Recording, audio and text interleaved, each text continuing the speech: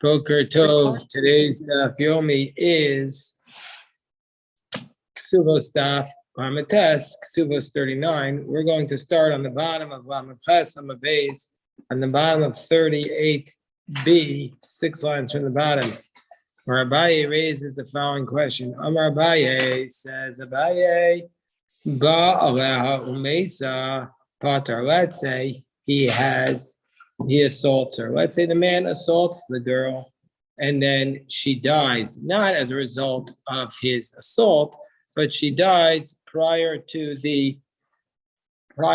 him being brought to court. She dies. She could die for whatever reason. She dies. And so then Abai says she's going to be exempt from, he is exempt from having to pay the money, the knas, because she's not alive. And the pasuk says, "V'nasan lavianara." You have to give the money for the assault, to the father of the girl, which means, says Abaye, Lavi. We're going to give the money to the father of the girl, which means lavianara v'lo lavi mesa. To the father of the girl, not to the father of the dead girl. The father of the Nara, not to the father of the dead girl. I think Gemara says, Milsa de Pshita Leila Abaye, this matter which was so obvious to Abaye, Mibaya Leila Rava. Rava himself had a question about it. To Baye Rava asked the following question, Yesh Beger Bekever or Aim Beger Bekever. What does that mean, Yesh Beger Bekever or Aim Beger Bekever? This is the following question. Let's say she dies while she's a Nara. This is the question that Abaye was clear about. But Rava also was clear about it now. But the question that Rashi is going to say, it's only at the end of the Gemara that we see what Rava's question was. But let's say she dies while she's a Nara, before she was able to go to the court, and then when she became, after she's dead and she's in the grave, that's when she becomes a bogeres. Do we say that she's a bogeres or not? And we're going to see in a moment why that matters. Because Rava says, Yesh beger bekever, ember bekever. Do we say Yesh beger bekever, udebenahavi? Do we say, because we're going to say later on in the Gemara, we're going to say that in the next chapter, we're going to say that if she becomes a bogeres, an adult, before she was able to take the man to court, that she collects the money and not the father, because she's a bogeres. So in this case, do we say her son inherits her, her son gets that kanas, even though there's a whole question in the Gemara that a kanas is really not something that could be bequeathed, but we'll leave the question aside. Tosfos raises it. Or Dilma, or perhaps we say aim beggar bekever udaviavi, where we say no, we view her as a nara because that's when the assault happened, and then she died. We don't say she's an adult, and so therefore her father still collects the assault money. So the Gemara first, before the Gemara answers this question, the Gemara says, well, how the basis for this question was that we're on the top of 39a. The top of 39a, the Gemara says the basis for this question is that she has a child before she died. She has a child while she's still a nara. Mima abra, how could she have a child while she's still a nara? How could she have given birth? Vatani Rav Bibi Kamei Rav Nachman. Shosh Nashem Misham Shos B'moch. There are 3 women, Rashi says, who are allowed to use birth control. Tosfos says maybe required to use birth control because their life is in danger. It's a very relevant question today. How can you use birth control? Under what circumstances? What's the scenario? So anyway, this is the Gemara to discuss it, because it says 3 women are allowed to use a moch, and a moch was the paradigm of birth control in the Talmud. It was used and there's a question of how it was used. Some say it was something inserted into the woman's body prior to the intercourse. Some say it was after the intercourse, and that's also relevant. Is it directly killing the male seed, or is it indirectly killing the male seed? These are questions that the poskim discuss. So anyway, we say that Rav Bibi said that 3 women, will go with Rashi's approach, are allowed to use the moch, this birth control, and it's not going to be considered a violation of the prohibition of ashchatas zera, of destroying seed. And these are the 3 people: Elaine Kitana, a girl, a minor girl; Mu'beres, a pregnant girl; Umenika, a nursing girl, a nursing woman. Kitana, why is she allowed to use it? Shemetis Aber V'Tamos, because we're worried she's going to become pregnant and she'll die as a result of it. So that's the question. How could our Mishnah? How could we say, Rava say that she gave birth as a Nara? When we see that if a Katana gets pregnant, she's going to die. And number two is Mubaris, a pregnant woman can nurse because Shematasa Ubra Sandal, maybe her fetus will end up being deformed. And so if she's pregnant already and she gets pregnant again, but yeah, Ben, you had a question? Dovber? Oh, so we say if she's pregnant and then she gets pregnant again, then the baby will become deformed. I know what you're thinking. They probably taught you in your biology classes that once a woman is pregnant, she can't become pregnant again. And that is true in the overwhelming majority of cases. But in like 1 in a billion, and every few years, you'll see a story on Yahoo News that a woman who was pregnant, she became pregnant again. It can happen. It can definitely happen, and you'll find it. So the Talmud was worried about that, and so therefore they said she could take birth control while she's pregnant to make sure she can use birth control to make sure she doesn't become pregnant again. And Menika, we're also, if she's nursing, we're allowed to make sure that she can use the birth control because we're worried if she's going to become pregnant, Shematigno espina, maybe her milk will turn sour, says Rashi, and then her child who she's nursing will stop the nursing. And then as a consequence, his life will be in danger. Yeah, Mr. Kushner, Cohen, Yitzhak Yirmiyahu, Ben Yoshua. Did the Gemara know that it took like a 1 in a billion chance to get pregnant twice? The Gemara knew. Well, the Gemara obviously knew it wasn't so common, but they felt that they must have seen somebody. It happened. Must have seen it happen. So isn't the birth control not like a foolproof thing? So if you're worried about like potential cases, it's also potentially possible that even with the birth control, she becomes pregnant again, right? So, like the clock is not perfect. Right, you're right. So it's also not perfect. It's a very, very good point. It's a very, very low point. But I guess they're playing the odds. They're playing the. I mean, that's what I'm saying. They weren't playing the odds before. You're right. It's a very good question. It's an excellent question. No birth control is perfect, right? Today, except for abstinence, presumably, but even that's not perfect. Today there's like formula that people use. So like, why would it matter that the milk goes sour? Right. So, well, first of all, yeah. So Simon's saying, well, today wouldn't be such a question because you could use formula, but you could certainly argue that there's many medical benefits to nursing. So therefore, the nursing is much safer than formula. You could But the argue. child wouldn't be in danger. So maybe they'd be in danger, that they would be open to infections.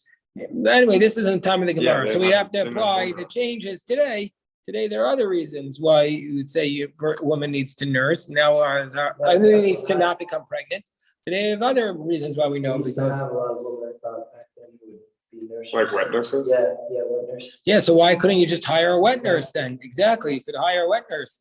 It's an excellent question. Dov Bear, let me show people who are asking some of these questions. That Dov Bear asked a tremendous question. Why don't we just say that they hired a wet nurse? And then you don't have to be destroying the seed. You know what we need there when we're finishing with this, we'll finish here. We'll call our friend in Lakewood, and we'll ask him that's the question. We were discussing this yesterday. We had the same question. But why don't we say, rather than violate a prohibition from the Torah, just call the wet nurse and you'll hire him. Maybe there was no wet nurse. Maybe they couldn't afford it. I don't know. It's a good question. Very, very good question. No fair. Okay, so the Gemara says, the Ezui Katana, and what's the definition of a minor girl who we say is allowed to use a moch? 11 years old in one day, until 12 years old in one day. Less than 11 years old and more than 12 years old. She's allowed to have the intercourse because we're not concerned under 11 that she's going to get pregnant, and we're not concerned over 12 that's going to be dangerous. The Chachamim say and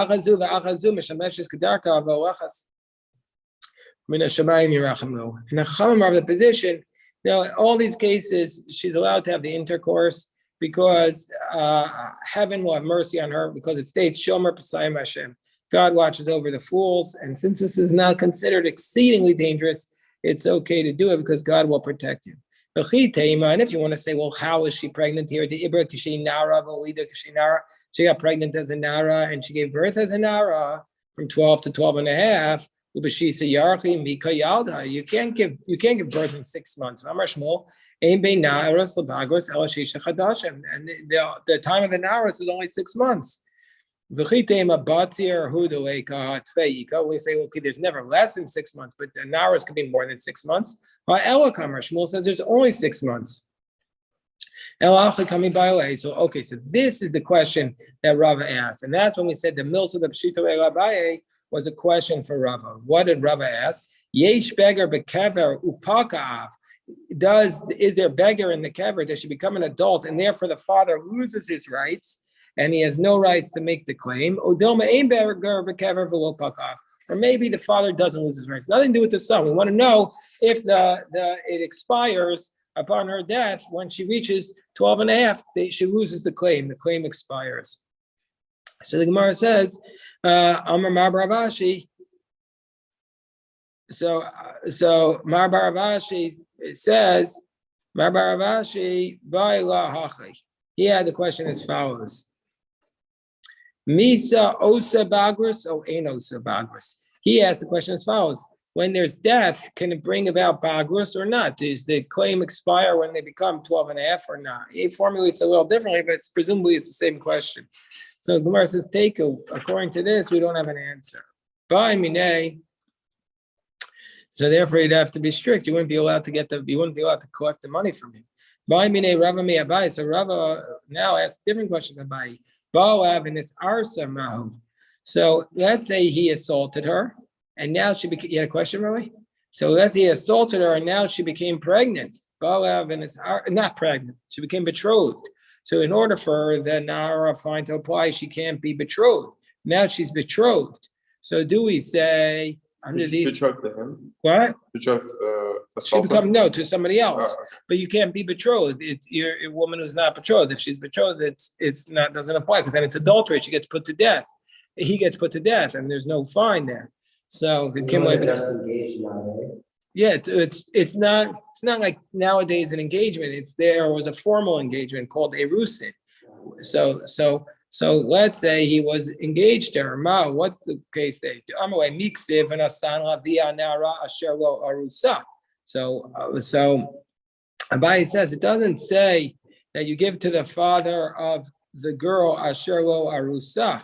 It doesn't say that you give to the father of the girl who is not engaged, meaning to say, the pasuk says asher lo orsa. So it doesn't say that, and so therefore we would say under these circumstances, under these circumstances, it doesn't say that. So therefore there would be no penalty. So Gemara says.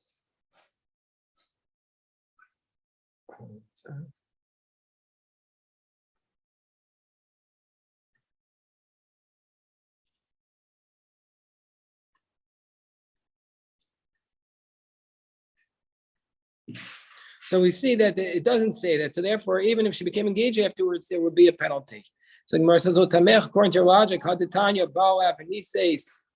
but what about the idea that it says that if he had relations with her and then she became married, la'atzma, that she collects the money. Let's say he assaulted her and then she became married, she gets the money himself. It doesn't state that. So there she collects the money. So here also, if she became betrothed after she was assaulted, she should be the one to collect the money and not the father. Gemara says, the two cases are not the same. Hasam ho bagrus motzia mirshus av, minusim motzia mirshus av. Both when she becomes an adult and when she becomes a married girl, it takes her out of the domain of the father. The father loses the rights he has over her when she becomes an adult or when she becomes fully married. But when she becomes betrothed, he doesn't yet lose the rights.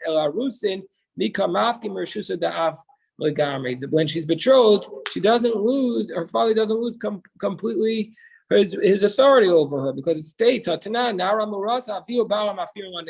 father and the fiance both get to revoke the vow. And so therefore, even if she becomes assaulted if she becomes betrothed after she was assaulted, the money still goes to the father and not to her. So that's how Abai answers Rabbi's question. Okay, so now the Gemara says, Hamafata, so the girl who was seduced, knows saying Shlosha Dvarim, that she is given, and the money that she gets is not only the kanas, there's other money that she gets. The one who is seduced, she gets no saying Shlosha Dvarim. He gives three things to her father.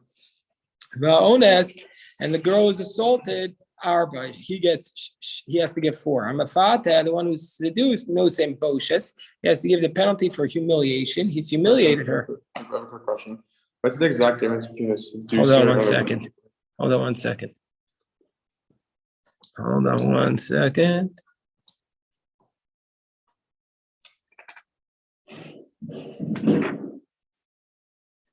Okay. Okay. Yeah, what's your question? In the case of a seducer, is the woman like willingly cohabiting with him? Is that the case, or he just kind of like, what's the difference between a violator and a seducer? A seducer is where she was willing, but since she's a Nara, then she doesn't really have agency so much. So it wasn't done against her will, but her father has authority over her. Got it. So that's the point. That's the point. So the Gemara says, so the person who is the seducer, you have to give humiliation money because her family was humiliated because he took away her virginity. And so you have to give the humiliation money, upagam, the depreciation, ukanas, and also the 50 shekel payment. Mosif alav, but where she was assaulted, Mosif alav ones shenosin es atzar. If she's assaulted, he also has to give the pain that there was involved. Ma bein ones and mafata. What's the difference between assault? What's the difference between assault and seduction? Ha ones nosin es atzar, va mafata ino nosin es atzar. The assaulter has to pay pain, whereas the seducer doesn't have to pay the pain. Now, ones no sein miyad. The one who assaults, he has to give the money immediately. Mafata, but the seducer, when he divorces her, or we'll see what that means. He's not required to divorce. He's not required if she doesn't want to marry him. He can just pay the money. So that's when the money is given. Ha'ones shoseh ba'atzitzo. The one who's the assaulter, he has to drink from his flower pot. What does that mean? The Gemara means that the vessel, says Rashi, the vessel that he selected, he has to drink from it. Meaning to say, we force him to marry. He's never allowed to divorce her if he assaulted her. Whereas the seducer, if he wants, we could divorce her. What does it mean? So what does it mean? He's required to drink from his flower pot. Let's say she has these things which he might not have wanted to marry. He might not want to marry her if she's lame or blind or she's got blemishes. But if he finds that she was adulterous,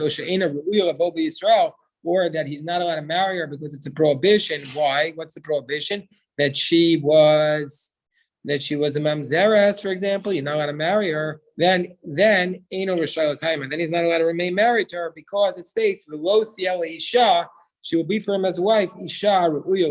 A woman who is married, he's capable of being married. So if she's a woman who's prohibited, he can't marry her. So the Gemara says, what kind of pain is the onus, is the assaulter paying her? Tsar demai. What kind of pain is he paying her? When there's an assaulter, he throws her on the ground.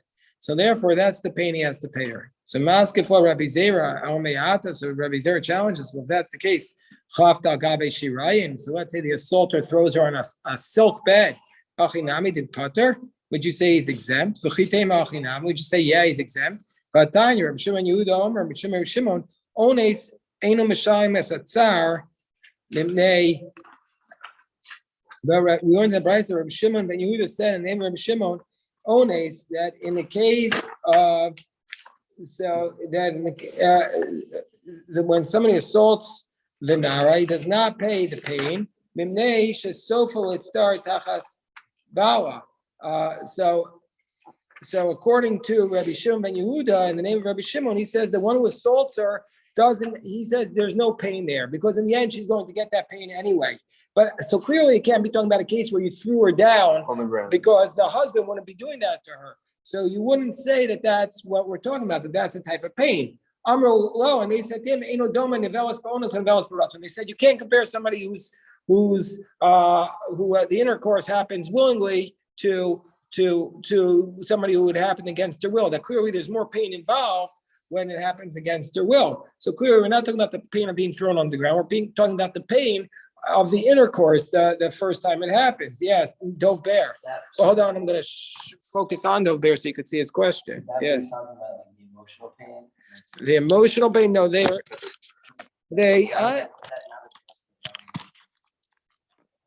so Dov Bear is asking a very good question. Dov Bear is asking about emotional pain. Is there such a thing about emotional pain? Well, there is humiliation. That's the closest thing, the humiliation, the boshes. That doesn't count. But they also have, I would say they also have ripoy, they also have healing, which is medical expenses. So if you have to go to the psychiatrist or the therapist to deal with the tremendous assault, so that would be something, presumably, that would fit under the category of medical expenses. That would presumably fit under the category of medical expenses. So, but here we're talking about the physical. I mean, we're talking about the pain on the external pain on the body. So, El Amar Nahum, what's the pain that we're talking about? Amar Bavua Tzar Shal Pisu Karaglayim.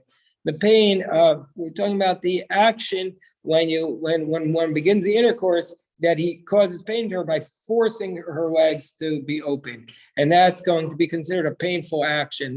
What we say is the maisabia, the act of the intercourse, as it states, "Vatifshiki es ragleich," so as ragleich there. That it says in Ezekiel chapter 16 that the Jewish people are like harlots, that they spread their legs wide for those who passed by.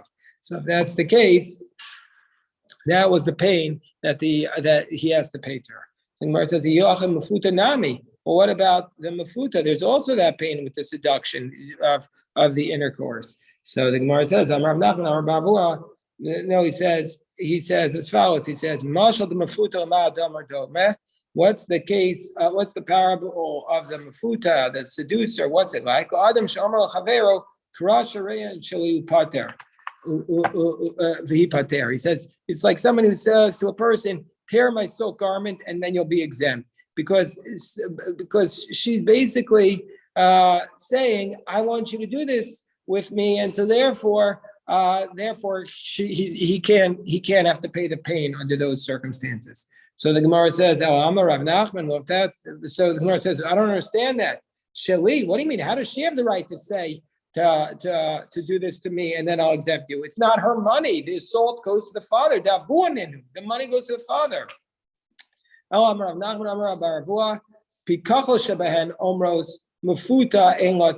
So he says that the pikachos shebehen,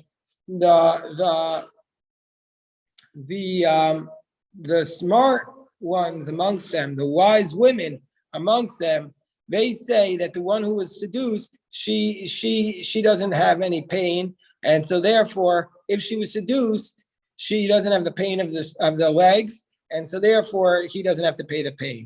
So there's no pain in the initial intercourse if she was seduced. The Gemara says, "What are you talking about? We know that's not true. We know that a woman has pain, even if she's a willing participant. It can often be painful in the initial intercourse." Isn't that the same thing where it says that it'll eventually become, where it says like Shesofo Hitzar Tachas Bala, because her husband, she's eventually going to become a non. So there was one person who said that was a position of Rabbi Shimon, who said he doesn't have to pay pain because eventually she's going to have that pain in the end anyway, and the rabbis rejected that. So we're trying to say, why are the rabbis, if the rabbis reject that, then why by the seducer don't they have to pay pain? And we're saying here that the smart women say there's no pain by the seduction. So we said, but we see that there is pain. Yes. But did they reject Rabbi Shimon's opinion, saying because the person who is forced she's experiencing other pain. That's why I thought that's why they rejected it, because they were rejecting Rabbi Shimon's opinion that No, there is no physical pain, that he shouldn't have to pay with physical pain, and they rejected that, saying that her legs were forced open, so there is physical pain. Rabbi In Shimon this is case, Rabbi saying, Shimon's point would stand, I think. no, Rabbi Shimon's saying that in the end there will be pain. Rabbi Shimon's saying the reason why she doesn't have to pay the pain is because when she would eventually have gotten married, and there would have been that same pain. Like you're going to have to have a surgery to amputate your arm. So if somebody else comes along and amputates your arm and cuts and knocks off your arm, you're scheduled for an arm amputation tonight, let's say. Yeah. And then somebody comes along before then and does an assault on you and chops off your arm. Can you sue him for the damage he did to your arm? But you were scheduled to take it off. So Rabbi Shimon would say you can't, because it was eventually going to come off anyway. So that's the point. So the rabbis are saying, we don't say that by Ananusa. We don't care, because it wouldn't have been the same pain. So then, because she would have been a willing participant. So then they say, well, what about the seducer? There should be pain there. Why do the rabbis say there's no pain by the seducer? So far they're saying the smart women say there's no pain, and that's the case. Gemara says, but we see there is. We see there is pain. So Amar Abaye, Amri Aim, it's not really pain. Abaye says, my mother is his adopted mother. He says to me, that when you have the initial intercourse, it's like warm water on the head of a bald man. Means it feels okay. You don't mind warm water on your head. You take a shower. So that's what she said. It's no big deal. Rava Amrli Bas Rav Chisda. So Rava said, the daughter of Chisda told me, and that was his wife, because otherwise, why is Rava having these conversations with other women or in his wife? He says, Ki rivda de kusilta. It's like getting the vaccine, basically like getting a shot. When you stick the needle in your to get out the blood. No big deal. Rav Papa Amrli Bas Abasura. Rav Papa said that. And this is what his wife said, but this is the daughter of Abasura. Kinama akusha b'chinki. It's like the pain that you feel when you eat hard bread against the side of your mouth. Well, I don't know what that's like matzah, I guess. I don't know. No big deal. So it's not really painful. The initial intercourse, according to the rabbis of the Talmud, according to the women they cite, no big deal. So ones. So now up to the next line in the Mishnah. The Mishnah said, "Ones nosim miyad hamefate l'kishayotzi." The one who's assaulter, he pays immediately, and the mefate when he divorces her. Mara says, "I don't understand." And the mefate gives the fine l'kishayotzi. That means after he divorces her, but now ishtohi, now she's his wife. So why? So. Is she his wife now? So why does he have to? Why do you say he's going to pay her when he divorces her? Amar Abaye. Abaye says, no, change the version. It says he pays her if he will not marry her. Tanya Nami Hachi. Also, we went in the Brisa. Avapisha Amar Amifat no saying even though we said that the seducer pays if he doesn't marry her, nevertheless, he gives her the humiliation money. And the money for her depreciation immediately. He gives that to the father.